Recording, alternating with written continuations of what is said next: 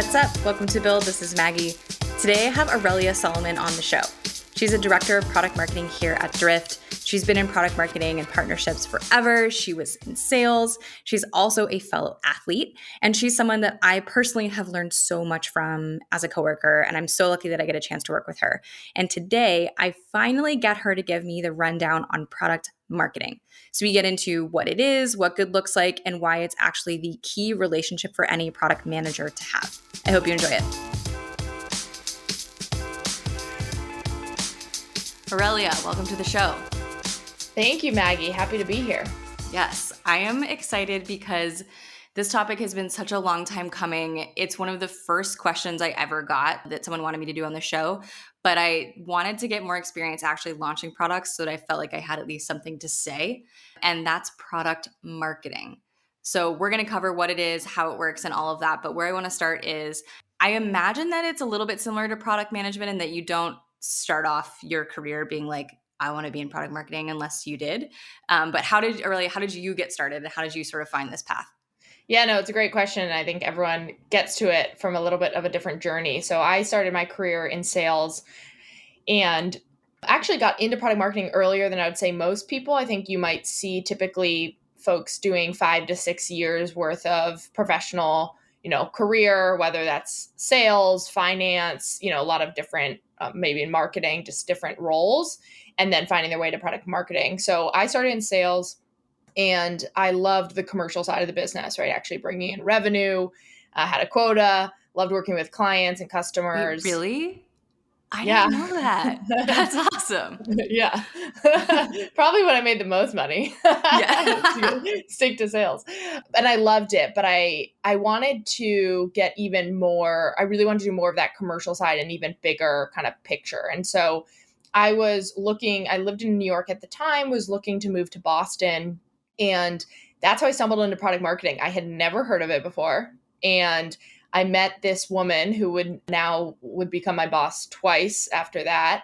And she told me about, what product marketing is and how you get to work with customers and sales and think about how do you message and position these products to really commercialize them, bring them to market? How do you understand the competitive landscape and price and package them? And it all sounded really great. And I guess I asked the right questions. And so that's how I landed my first role at a very entry level position into product marketing. And the thing I live by that my boss had at the time told me is know enough to be dangerous. And that's always what I think about for product marketers is you're never going to demo like the product manager or the SC, but you should understand the product and be able to demo it to a prospect. You should understand and sound intelligent whoever you're talking to. And so that's sort of the rule of thumb that I've lived by. Yeah, I love that because it's so similar to what we as a product manager, we talk about when we're thinking about working with the stakeholders that we work with most often, which is design and engineering most typically. And even with you, it's like we have to know enough about your role to have a conversation that's meaningful versus not knowing anything and like not being able to work together. Okay, so then I would imagine that people also have a different opinion on what product marketing is, only because the other day I had a person who actually listens to this show call me up and he was like, Maggie, like, I don't know how to organize product management because we have this problem where the PMs are doing all this work and then they have to do the website and then they're doing this. And I was like, you are literally going point by point through what I think a product marketer does.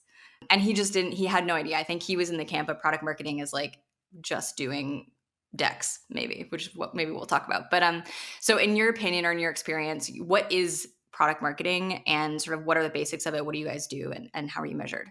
Yeah, a great question. And this is one I get all the time and is very different at every single company, I would say. But for folks who have been doing product marketing and understand it, I think there's really a very simple way to think about it in that we are the voice of the customer, right? And we should be product marketing takes that outside in mentality, understanding like what is going on in the market with our competitors, with trends, right? With buyers and consumers. And what are our customers and prospects thinking? What are the challenges they're facing? What are some of their goals? How do they talk, right? What's the language they use? And so having that perspective always and staying close to that allows us product marketing to really have this point of view on what's most important for the business in terms of what are the products, right? We should be helping product you focus the roadmap on and invest in, because those are ones that are really going to move the needle for our customers. Those are ones that are going to build a competitive moat against, obviously our competitors. I think if you think about measurement, there are two key metrics for me for product marketing.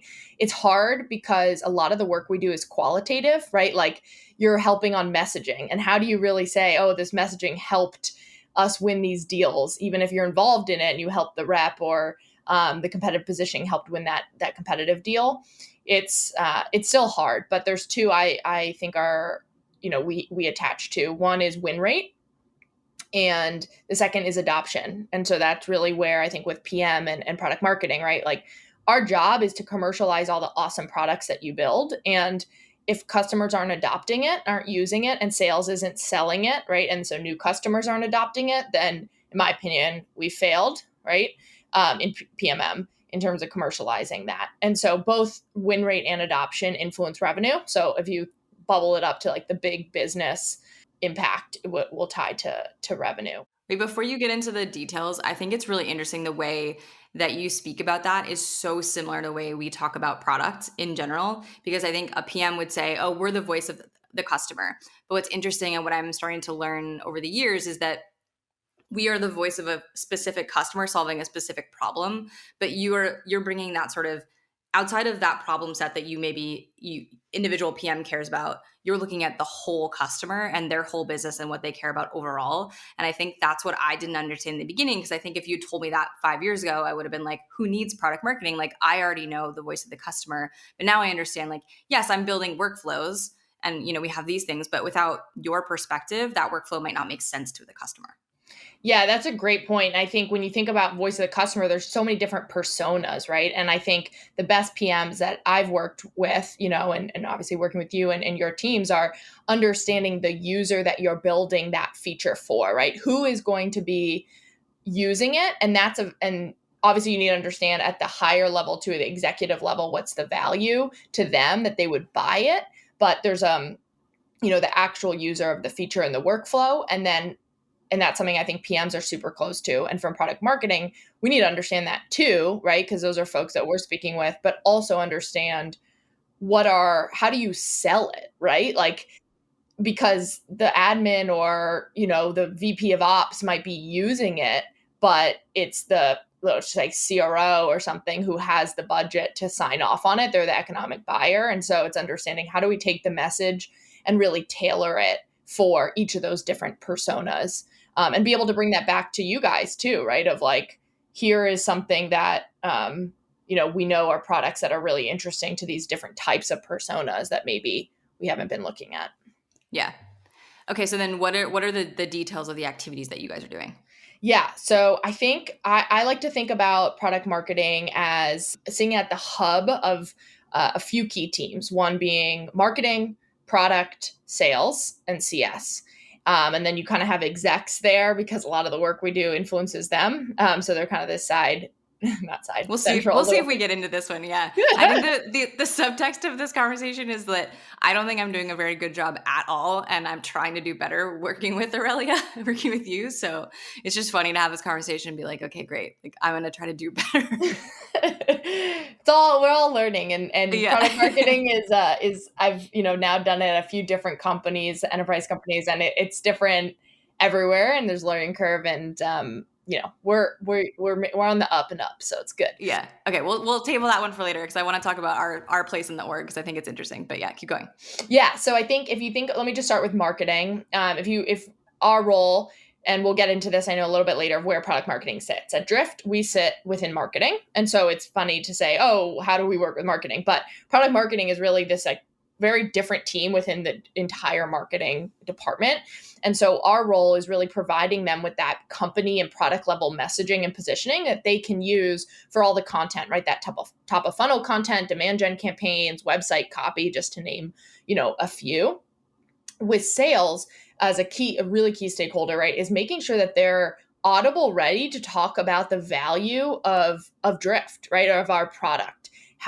what do we do? How do we help you, Mr. Customer, solve your problems and achieve your goals? And how do we do it differently than all the other competitors that you're evaluating right now? And so that takes the form of enablement, right? Training, and that's in partnership with a sales productivity and enablement team, but also thinking about the messaging and positioning of the products, right? And how are they different from competitors? And that's how some of those trends that we need to understand of what's happening in the landscape really comes into play. And then obviously that comes into like content, right? Sales needs customer facing collateral, whether that's decks and one pagers, and things like that, to be able to articulate this value and show it. And that's what we'll get into a little bit later, of why sometimes PMM is seen as, deck creators. And my sister is the SVP of go to market at a company called Criteo. And she's like, now owns product marketing. And she's like, what do you do? Like, I just think you make decks. And I was like, no, that's not. Let me tell you. Also, like, the content in those decks is so important. So yeah, I mean, there's definitely some decks, and like we make decks too, but Yeah, and I think that's the key actually that you just said. It's storytelling, right? Product yeah. marketers are storytellers, and how does storytelling take form? It's typically in a deck. However, we can do it in a presentation. We could do it on a prospect or customer call, right? It's all about storytelling, and so while it seems like a deck, it's actually what's the right narrative and story to put together, tailored to you, Mr. Customer, like specific for that prospect, based on their challenges, right, and their unique situation. So that's a little bit of how I would say PMM is with marketing and sales. And now with product, I think being the other like major key stakeholder is really bringing those market insights that we talked about, right? The buyer feedback, the industry trends, the data of why we're winning and losing deals, right, as part of a win-loss analysis, the feature requests that come through from customers and prospects, and the use cases and challenges that we're hearing to inform roadmap. And I think that's the key piece, is like PMs do a lot of research themselves, talking with customers, right, and understanding what's valuable, what should I build. And then what we're also bringing is like, well, these aren't customers yet, like prospects, and what are we seeing in the market? How do we get ahead of what's already being requested, and really work with you guys to inform a roadmap? And then that allows us to then bring that to you guys, and then vice versa. As you build these amazing products, our job is to commercialize those.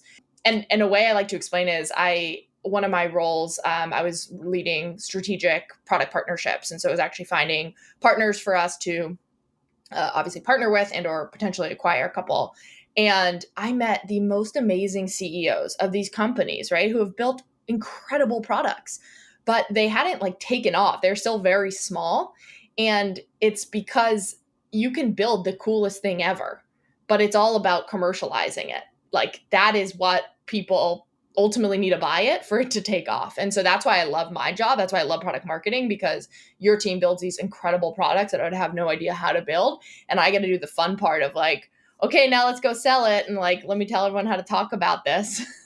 I love it, because to me, I have exactly the opposite view, which is like, man, that sounds really hard and challenging, and like I would not be able to do it. But like the building the thing, like that's easy, and I know how to do that part. So I think like, because I want to get into how the role is different, but I want to take a quick detour to what good looks like, because I think it's one thing to hear how you are operating with all those different teams sort of in the abstract, but I think the on the ground reality, I would imagine, and I've seen from working with you, is like it depends so much on the teams and the people and the stakeholders and like how they operate. And like one of the biggest challenges I've seen is the timing of it all. And I feel like we've really struggled with, how can I get more predictable for you? And then, when's the right time for you guys to bring those insights back to us so that we can factor it in? And like that timing piece, I don't think I really appreciated how challenging that would be. Yeah, no, and that as they say, right, the saying, timing is everything, just for Yeah. life. But it's very true in our role. And that's why I think the alignment between PMM and PM is so important. And that's why I think having a roadmap is so important. It's not just it's really more, yes, it's used customer facing, right? Like you or me could talk and show a prospect, here's where we're investing, so that they understand where we're going, from a non-sales perspective. And that obviously has a ton of value, but it's really about the internal alignment piece of knowing, okay, here are the big things that are coming that we're going to make a huge splash about. And here are these other really cool things that maybe aren't impacting everyone, but would impact a broad set of our customers that we want to make sure to drive, awareness and enable the customer marketing team to be able to do some, really fun, customer activities around. So I think kind of getting into that, like what good looks like for PMM is like proactive. Like I would say a little bit of where we are at Drift right now is we are reactive. And that just is due to resource and bandwidth, right? Of just needing to, we're in hyper growth and we just need to grow the team. It's a really tough market for PMM right now because there's, I don't know, every company has, I guess, realized that product marketing is a Yeah. cool function and everyone's hiring product marketers. Yeah.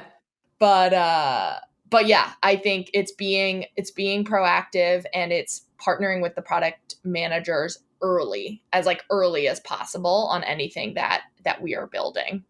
Yeah, I think that hypergrowth thing is so real because it's one thing to say, okay, sit down, make a roadmap. Okay, I kind of know where I'm going. Great. But then like it changes so quickly. And I think the hard part is how do we keep everyone on the same page? How do I help you understand what we're learning and how we're thinking without like, there was a meeting I was in the other day where it was like, how many spreadsheets do we have that's like tracking the same thing, like slightly differently? And it's not the kind of stuff that I think just sort of explodes when you're growing really quick and everyone's trying to solve a set of problems. But I guess before we get too deep into the reality and the traps and things like that, like you mentioned earlier that it's different at different companies. And so can you take me through kind of the common ways that people do product marketing just so that if other people's orgs are different, they can kind of have a sense? Yeah, absolutely. I would say the biggest impact is really what department product marketing sits in. And so I've sat in it both typically under product or it's under marketing. And in my career, I've actually been both a couple different times. And so when you're reporting up to a chief product officer, I would say the PMM function is a little bit more product driven, right? And you have probably better alignment from the get go between PMM and PM. You're all on the same team. When it sits under marketing reporting to a CMO, it's a bit more like commercial focus, right? Much more with that sales side.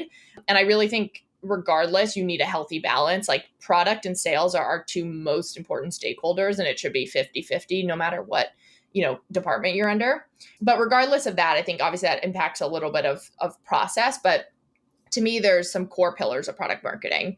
And the way I think about it is one of these pillars is market insights. And this is to inform roadmap, as we've talked about, as well as messaging and positioning. And so some of those pillars would be, market research. What's our TAM and SAM? What's the addressable market?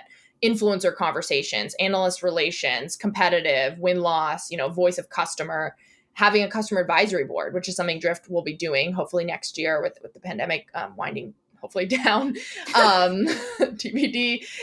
So that's like taking all of that great knowledge of the market and using that across, right, to influence messaging and roadmap. Similar, but I think it deserves its own pillars around product positioning. So this ties at the highest level our company positioning, like who we are and what problems we solve, what value we deliver, to bringing that down. So if you think about Drift, our like philosophy of being buyer first, right? We're all about using conversations to allow buyers to meet businesses on their terms, anytime, anywhere, any way they want. But then how do we do that? Like that's cool. That excites me. Awesome. Okay, well, how do you do that? Actually, what is okay, we have a revenue acceleration platform. Okay, but what is that? And like, what are the key components of it? But without just listing features that to you, you and me might be like, cool, because we know what they are. But like that, our prospects are like, no, what problem does it solve? So then it's taking those and aligning it to how this helps solve your problem. So under that, obviously, there's roadmap, there's launches, all of that. And then I think about go to market, which is sort of a big pillar, but it encompasses a lot of things that would be tied into a product launch, but also might not necessarily be so it could be like a rebrand, right? Where you're doing a whole new name for Drift overall. But typically these are things like pricing and packaging, which as you and I know is quite complex, and it is anywhere. Naming. How do you build a naming structure for a business so that every feature and product can scale as you grow, right? And maintain this consistency. partnerships, channel or strategic referral, that type of thing. Working with demand gen and customer marketing on content, thinking about segmentation, right? Who are those different verticals of customers we sell to, whether it's healthcare or SaaS or financial services? Are they enterprise businesses or SMB, right? And then who are the personas? Is it, sales, marketing, ops? And then there's so many personas within that. And then demo. I think demo scripts and partnering with the solution consulting team and product team on building customer facing sales demos that showcase our product, but talking about it, with value based language opposed to features. And then the last kind of big pillar, I think, is on sales and CS enablement and partner enablement, because we can, again, you can build this awesome product. I can be like, here's the pricing, here's this name, here's this messaging. But at the end of the day, if the folks who are selling it, which are our partners, our CS and our sales teams, don't understand it and don't know what to do and how to talk about it, then we won't sell it. So Yeah. Yeah, I think what I love about that list is that all of that is that at least in the world that I'm in, I think it's really common, and I've been here before, for people to think, well, if we build the greatest product ever, it's going to go viral. We're going to have word of mouth. It'll be organic. Like, we won't need to do all of this because it's just going to work so well. And maybe that works for the occasional company, but I would imagine even those companies have a really strong sense of all of these things, depending on what kind of product they are. And I think it's such a trap you can fall into as a product person, to assume that just building a great product is gonna work commercially, when you haven't thought about this whole list of things and you haven't sort of appreciated how challenging they are. yeah, and I think, like, what you love the, building of it, which to me, I'd be like, I don't know what to do. But then if you think about it, like, that's so much time to build. If you then also have to, like, think about all these other things of, like, how do you build it, and then you need to commercialize it, it's like you don't have time. And that's where I Yeah. think PMM plays that nice intersection, right? Of, like, almost in a way of, like, buffering sales from product, right? Of, like, and I love salespeople, but I don't mean that in a negative way, but, like, they have they're the loudest people, which is great. But they're going to have feedback. And it's like, if you're just getting that directly from the PM to the PMs, that's hard. Then there's so much noise. Like, where do you focus? It's like, oh, I heard this from a customer, but sales just asked me this and this. And it's like, we should kind of be that like suction of, like, all right, here's what we're Yeah. hearing. And then let's digest it in a way and share it out to the teams in a more digestible way. Yeah. And I think what's interesting though is that you want to have that more representative understanding of what's going on, because you're able to pull in all those different sources of information. But I also think, like, I would mentor PMs, and for myself, like, I need to be having that relationship with sales directly as well. And so I don't think it would be healthy for an org to have, like, product and sales never speaks to each other because they only go through product marketing. But at the same time, I feel like the conversations where it's you and me and a sales director are more productive, because then it's like we're all kind of bringing a different perspective, and you see both sides even more than either sales or me. Yeah, absolutely. And I think you nail on the head of, like, is it, like, what level, right? I think in PMs versus leadership, like, it's certainly not like we all need to be aligned across the teams. And to your point, that those are the most successful, is when it's PM, PMM, and whoever, like, sales leader that we are working with, or a GM, or whatever the structure of the business is, that alignment. And that's actually how we structure PMM at Drift, or will when we grow out our team, is having, product marketer, my team focused on a certain product line. So yours, for example, all the products you build for marketers, and then a certain sales segment, whether that's mid-market or enterprise or growth, so that they are aligned to that sales leader and they are aligned to that product leader being yourself. And so they can really be that direct liaison across.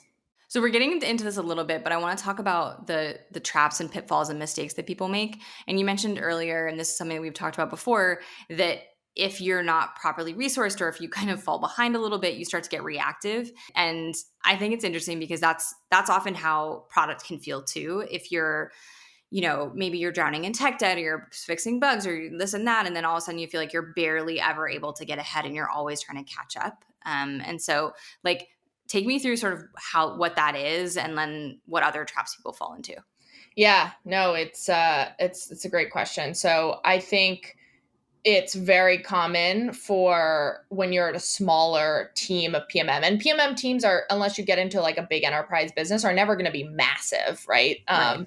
Maybe five, like 10 people. I've been at companies that are, 6,000 people where we had a 45-person PMM team, right? But again, that comes with scaling. But I think one of the biggest pitfalls, and I'm, I do this myself, which is something I'm working on, but is getting stretched a bit too thin and is taking on a lot of work. I think we just talked about of the role of PMM. They're kind of, I hate, it sounds really like tooting my own horn to say it, but it's like kind of these like unicorn people who like can work with product, but can work with sales and can work with execs and like can liaise across all these different types of stakeholders and also be a good storyteller at the same time. And so typically they're like overachievers who work really hard, and one of the pitfalls of that, right, is you take on a lot and then you do everything like okay but not excellent.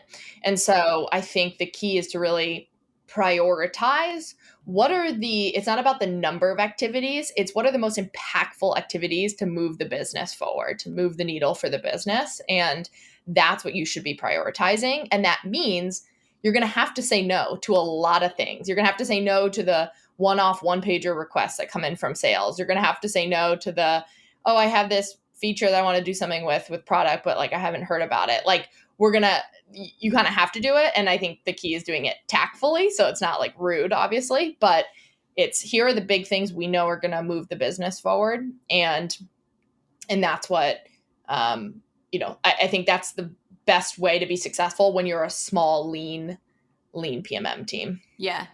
Yeah. And I think the other piece and we were talking about this earlier, is that you're working across all of those different teams within the business. But then where we sit in the hierarchy also means that we are right in between the executive team and like the IC team. And so it's not just that we're working, you and I both working across the stakeholders that we have, but it's also like, and we have these other two groups of stakeholders. So it's kind of this like 3-dimensional list of stakeholders that you have to manage. And I think I would say that the people who succeed in what I do and what you do have a lot of the same characteristics in terms of being able to manage all of those personalities, and saying no tactfully is definitely a thing, as PM is good at, or maybe not tactfully, just aggressively. And I also think that like there's something to be said for just being able to stay positive. I think that's something I think a lot about with product is you have all these stakeholders, you have to say no, you never have enough time. You have, that list of different things that PMM does is 100 things long. Like you have to figure out how to do that and not burn out, and also to be sort of like relentlessly positive with the stakeholders that you have, right? Because like part of what you're doing is selling, which I imagine why you're probably so good at this role as too, is you have experience doing that. And like, how do you think about keeping that like optimism going? Yeah, that's a great question. And I think, on selling, you're always selling. Everyone's always selling. I mean, that's sort of the way I think about it. Like even internally, right? If you're trying to sell a product that you want to build and you need to sell it up to Leo or to Elias, like you're selling, and it's obviously a different motion. And so I think that's spot on. And I do think the positivity is so important, because the way you express yourself and to others has a big impact, right? Especially like on how cross-functional product marketing role in particular is, and as well as, PM. Like if you have a negative attitude on things, that comes across, and that's actually not going to help you influence, which is one of the most important things, jobs of the role. So I think for me, and I've certainly been in the burnout. I mean, I was the only PMM at Drift for a while, and And we all learned how valuable PMM is and how much we appreciate you. But, and I definitely burned myself out, I can admit. But it's hard because you feel like you're failing, right? Because, Yeah. and this is something I talk about, it's like, I just know all the things we should be doing and can be doing in PMM. And it's like, I was having this conversation with Elias, and he was like, Aurelia, you're just one person. We're not like, we know you can't do everything. And I'm like, I know, but there's so much, Elias, that we're not doing that like is best in class product marketing. And I know what that is. And I know Drift needs it. And so I think for me was learning to say, okay, Aurelia, like you're not failing, you're one person. You can't do everything. And what I learned I could have done better is articulate, here are all the things I'm not going to do because I can't. And this is the impact, the risk to the business in not having that, which actually might have helped get, maybe more headcount faster and maybe not. But I think that's a learning I've taken, is like, by sometimes taking on too much and trying to do, people actually just keep letting you do that, opposed Yeah. to letting you build out, helping build out, right? And realizing it's too much. So for me, was really focusing on, okay, I feel like I'm failing, but I'm not. Here are the things I can really drive the needle and impact. And instead of doing 10 things, I'm going to do 5 things and do them really well. Yeah. And I'm going to break in the things that I like, that make me happy. To your point about happiness, like, there's people at Drift I love to work with. Like, you're one of those people. And it's like, okay, I'm going to find some of those people and I'm just going to like spend some time with them, because, everyone has days at work that aren't great. And you have to remember that it's a point in time. And what's the part of my job I love the most is like working with sales and helping close deals, is finding awesome products to launch, is certain people. It's like the little things to celebrate and, keep that positivity. Yeah, I totally agree. And I think it's also, as you grow in leadership, you move away from some of the things that you love doing in the first place that got you into the role. Like, I'd imagine there's some like activities that an IC PMM would do that you love doing, and there's definitely things that I miss about being in product or being a like an individual contributor PM that every once in a while I get a chance to do, and I'm like, yes, like let me get in here, let me look at this design, and I'm sure the PMs are like, this is super annoying, please stop. But I'm sure there's also those things that you do. Yeah. Yeah, exactly. It's sort of bringing you back to, it's like childhood, like as a kid, right? What are the Yeah. things that you loved? We both played, did sports competitively, and so it's like thinking back to there's times that suck. Like, Yeah. you're not gonna can't get around it, but Yeah. there's a love, like there's a reason you do that. And it's the same thing for the profession. I think about is like, I thought about, do I still want to do product at one point? Like, do I really want to do product marketing, or do I want to go back into sales? Like, are there other things? And I really thought about and realized, like, no, I love what product marketing is and what we can do.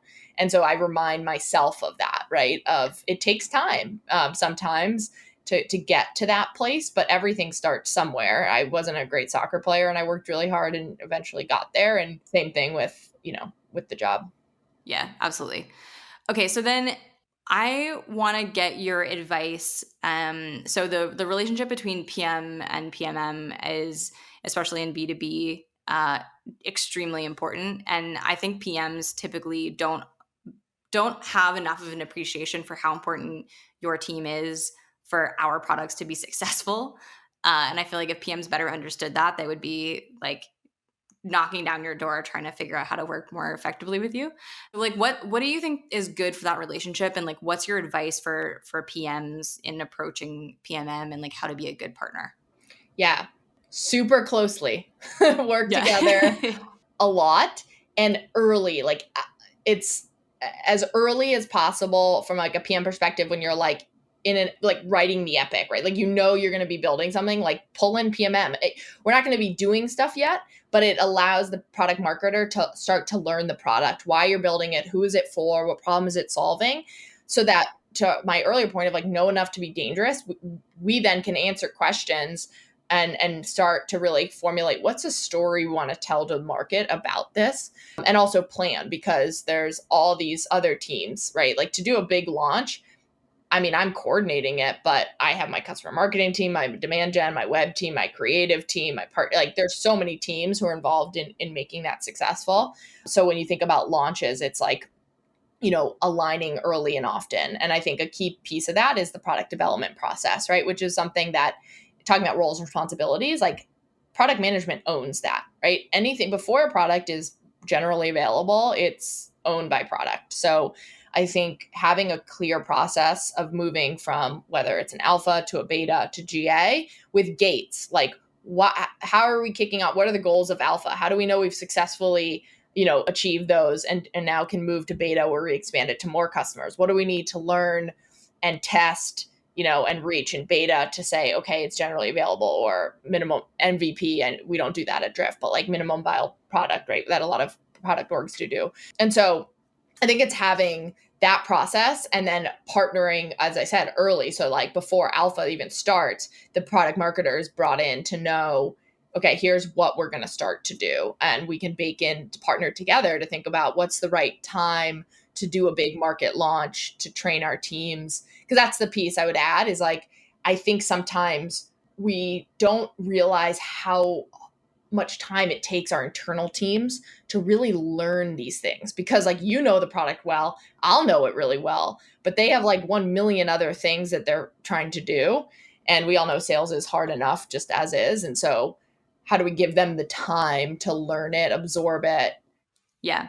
Yeah, one of the things that we did, recently that I don't know if it's we've had enough cycles for it to sort of show up in your life consistently is that we took this advice to heart and we changed our development process and our one pager, specifically adding in steps to make sure that everyone was talking to go to market and specifically product marketing earlier when it's just in the when you're even thinking as a PM when you're in the like what vague set of problems am I thinking about solving? And like the second you start writing one of those on paper, like go talk to product marketing and like put it on their radar so that they can start thinking too. Because I think that like saying that is one thing, but how do you make it happen at a company is obviously a very different thing. And so we've been experimenting with ways to try to push that behavior. Yeah, and it's been great, right? Like we saw that with our launch of the Sales Loft partnership most recently, and being Mm-hmm. able to really build that and building that muscle. And one thing that, when you guys are writing that, like you might be geeking out on it, but we are too. Like it's product marketing, right? It's not just marketing. The product is in the name for a reason, and it's because we also love the product and geek out over Yeah. it too. And so like, I know this week we were doing like design sprints and I couldn't make any of them because of just priority to our point Other earlier. things that I'm doing to screw up your life. But I wanted to. I was like, oh, I'm Yeah. so bummed I'm missing this because I love design sprints. It's so fun. Um, Yeah. and so And I that's, think yeah. also the thing I think about with the PMs is like if someone's going to you and you don't care about it. Like to me, that's a signal I want to get very early is like, okay, we're really hyped. We have this idea. We're thinking about solving this problem. And then you go to you. Maybe if I'm looking for someone to like really invalidate my ideas, I might go to Chris over in sales. And then if both of you guys are like, I don't like cool. But what about this other problem? Then I know either I'm not explaining myself well or this is probably not a thing that has legs. And like that's a feedback that you want to get very early. So it's not just to like help you do your job, it's also to help us do our job. Yeah, exactly. Okay, so then if I'm curious about the role or want to get smarter, like what are some resources that you would suggest for people to read or listen to get a little bit more into this world of product marketing? Yeah, a number of things. So one is you just feel free to reach out to product marketers. I get this a lot. People reaching out to me on LinkedIn, just various sources of like, hey, like I'm in PM, I'm a PM, I'm trying to get into product marketing, or I'm in content marketing, I'm trying to get into product marketing. Like, how do I do it?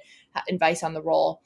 So just leverage, network is a big thing, and I would say it's while there's a lot of product marketers, it's also a tight community because it's like a role that companies are now just starting to kind of understand, and so PMMs are always willing to talk to others about it. But there's some other really like great resources. So there's the Product Marketing Alliance. They are an organization you can join, subscribe for free, and get a lot of awesome content. They have, what product marketing is, how to work with PMM, the relationship between PM and PMM. They have templates for customer facing presentations, for roadmap, those types of things. So really great part. And you can also pay to, get even more, but there's so much for free. Serious Decisions is also another one that I love. They do again a lot about product marketing, the overlap with PM. They have a great roles and responsibility slide I'll share with you. It just shows like in different colors there's overlaps between PM and PMM. Like some stuff we both do, right, and then some you guys do and we own. And it's a really great visual way to see like the key responsibilities. Yeah, and then I mean I think there's some good. I've done some talks at Harvard, like HBS. Like there's different things here and there of PMs and PMM like in those roles. So if you do a little like Google searching too, I think a lot comes up. But yeah, typically I would just say those two, and talk to a product marketer and a PM and vice versa. I love that. Yeah, I think people assume that people aren't going to respond when you reach out to them. And I think a lot of times there's people who are available and are happy to talk about the thing that they do because they love doing it. So yeah, I second that. Every once in a while I get someone reaching out with an interesting question, like the guy who reached out thinking that his PMs don't have time to do half their job. And I was like, that's because it's an entirely different part of the org. Yeah. And people will not respond, and, Yeah, that's just yeah, part yeah. of it, right? The rejection, but, Yeah. the way I look at it is, like, it never hurts, that you have nothing to lose in reaching out to Yeah. ask. Absolutely. Well, Aurelia, thank you so much for coming on the show and walking me through this. And hopefully you'll see it show up in my work with you, that I'll be a little bit better and maybe the roadmap won't change so much. Thank you so much for having me, Yeah. Maggie. I was so excited when you asked me, and I love working with you. So thank Awesome. you. Thank you.